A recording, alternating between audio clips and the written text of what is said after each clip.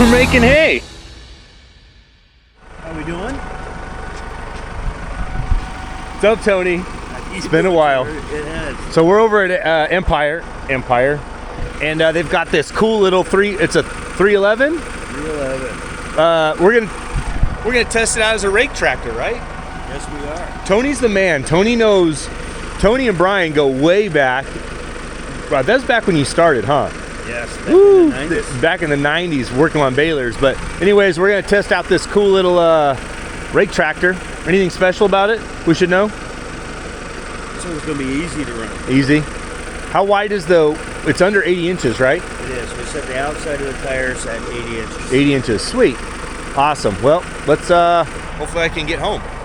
No air brake, just a regular brake. So This is just like the big ones. on the back side, to start, you push that and it'll go forward or backwards. You don't need a clutch. Just hold that. How do I go back to neutral? Oh. It's embarrassing. And then there's a switch on the bottom. Okay. It goes up and down. It's 1, 2, 3, 4. It'll show up right here when you're moving. Okay. 1 is it changes very slow. 4 is like on the road it changes. You just twist this. You don't push this forward? No, you have to push it forward to change between 1 through 4. Oh, okay. And that's how aggressive how fast it shifts. Oh, okay. Oh, okay. So like if you've got it in 1 and you pull it back, it's going to keep gaining speed forward or reverse, but very slow. Okay. If you're in 4 and you push it all the way forward, it's You're gonna go faster. Okay, or it's gonna speed up faster. It's going to speed up faster. Cool. Okay. And that's all you need to know. This has Bluetooth. Nice. To get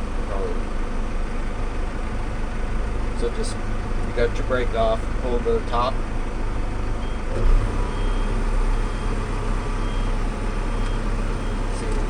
See your numbers. I'm in 3. Yeah.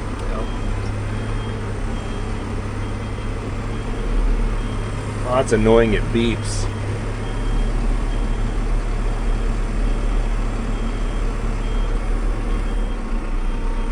Nice. You don't have to hit neutral. You can just pull the trigger And go forward? and go forward, and Oh. it'll stop going backwards and it'll start going forward. You Why is it- I never use the clutch in these. Really? Nope. You can slide this back and forth. Nice. Okay. Like I got it figured out. Once in a while, if you need to stop fast, I use the clutch and the brake. Okay. And then if Just you like want, that. you can either pull that back till it gets in neutral or just hit the neutral switch. Okay. Oh, you pull it back and it'll go to neutral. Eventually, yeah, once it gets all the way stopped. Okay. Alrighty. Okay? Thanks, Brian.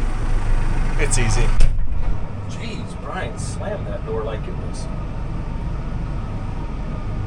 mad at it. I've got them on. Okay, push this button forward once. We're gonna go up to 4. Here we go. Woohoo! Got it figured out.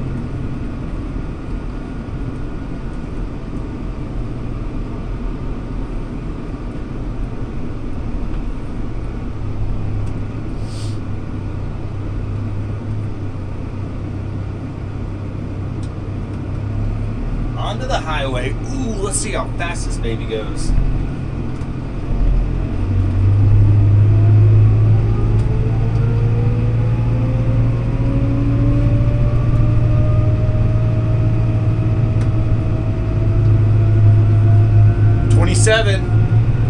We gotta hit 88 miles an hour. Yeah, we're not gonna do it. 28. I guess 28's the number.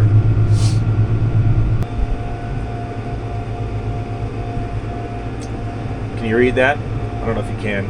This doesn't have the big screen those other tractors have, which I'm okay with. This is the dumbed down version. It doesn't have GPS. I don't know what else it doesn't have, but it doesn't have it. And that's better for us. We don't need all the extra stuff for just a rake tractor. That's what we're testing this out specifically for. So it's better that it doesn't have that. More, I mean, I would wish it didn't have this stuff. I don't even know what that does. See how fast we slow down? Oh, look at that. It's pretty cool. I need to drive these more often.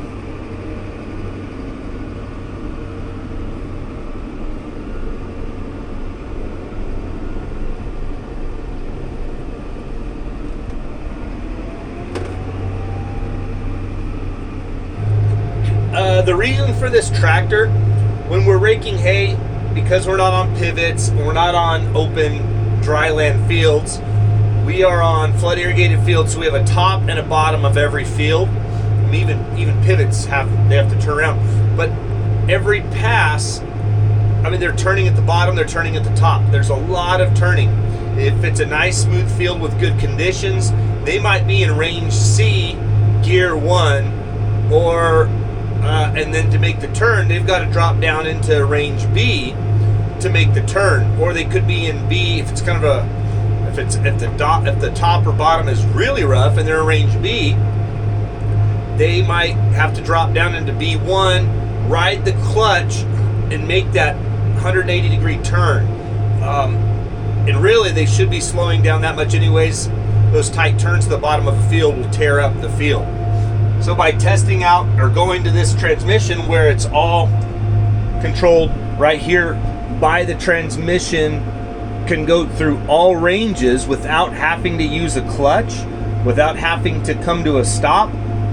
It's all controlled right here. That will be great for the longevity of our equipment, and it's easier on the driver as well. He's not having to shift through gears, clutching, grinding, and when you're having to go through gears, sometimes you'll stay in a gear you shouldn't be in just because you don't want to have to go through the task of shifting, which doesn't sound like a lot, but when you're doing it several times in a field, you'll just stick one gear and you might go too slow or you might go too fast. By having this transmission, it becomes a lot easier for the driver, the operator, to select a gear and then drop speed easily. So I spent a lot of time in a rake. I really wished I had this tractor when I was running a rake, but I don't anymore. But I'll probably jump in a rake just to run this thing because it will be fun to run. It'll be interesting. We might even be testing out a rotary rake pretty soon here. They're supposed to bring one out, so I'm excited for that. Hopefully tomorrow or the next day. Anyways, so we'll do a walk around when we get to the farm. All right, we're parked in the barn. Here's a quick look at it side by side to the comparison or comparable tractor. This is what we pull our rakes with now. Yes, there's a 15-year difference between these two. So it's not apples to apples in terms of size and the year, but it is comparable just in the size. This is 4-wheel drive. I don't know if they make a 2-wheel drive. We didn't ask for it, but that's what we got. This one's 2-wheel drive.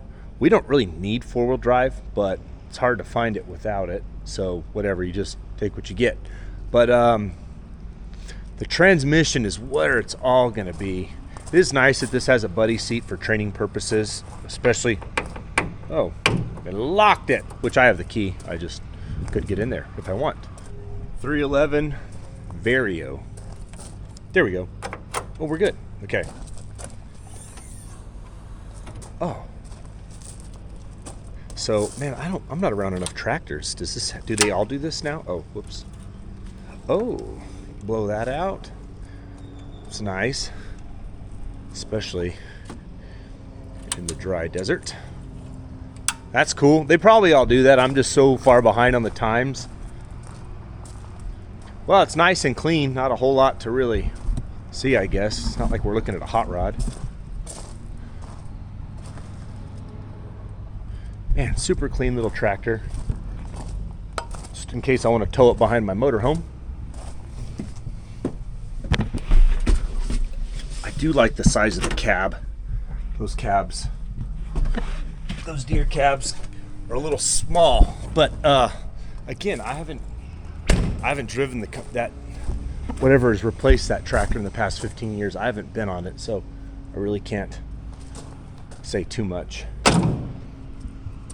in comparison. Awesome. I like it.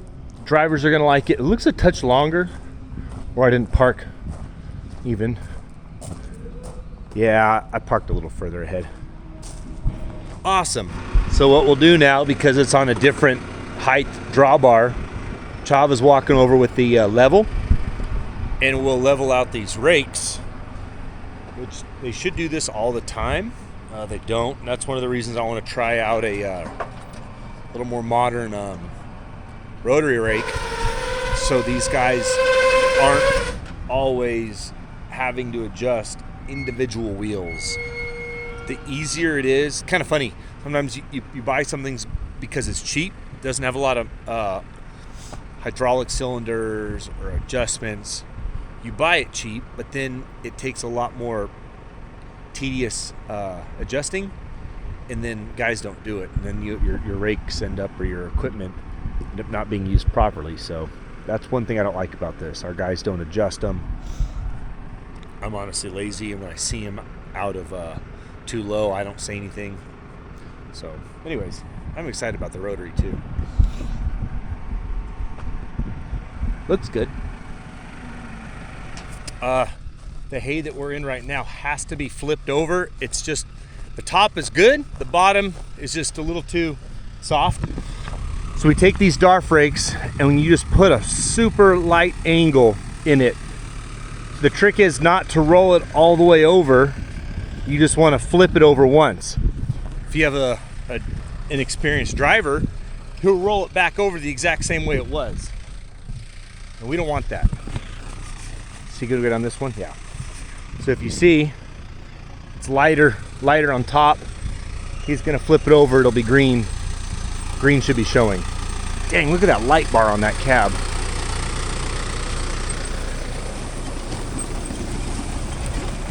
From lighter green to dark green, so he flipped it right over. This is what we want to get some sunlight on. This is making really pretty hay, so it'd be nice to get it baled up this morning. Here's one that hasn't been flipped, if you listen. See, even this doesn't have crunch. This could wait one day.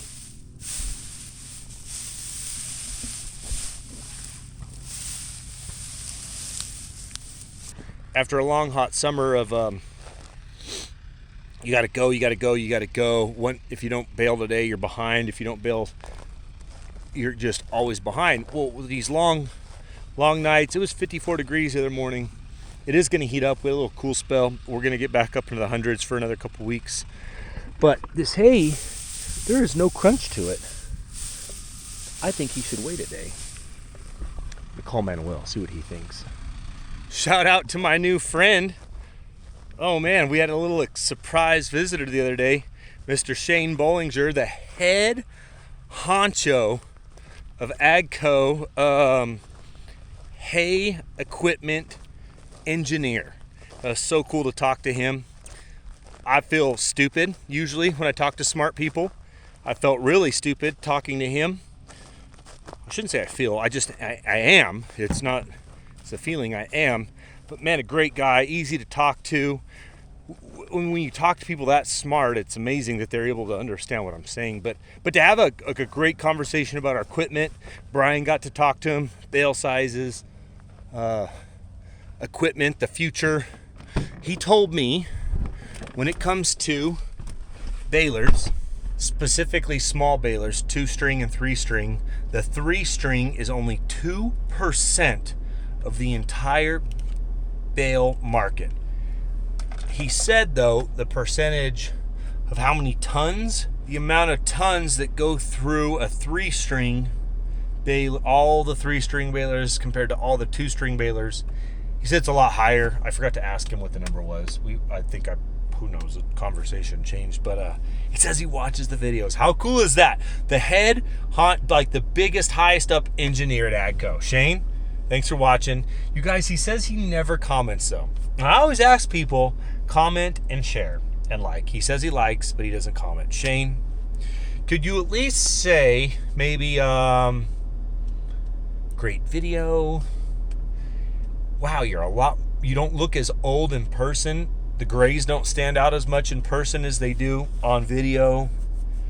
You're way more handsome than you maybe look on like in person. Wow, what a handsome young man.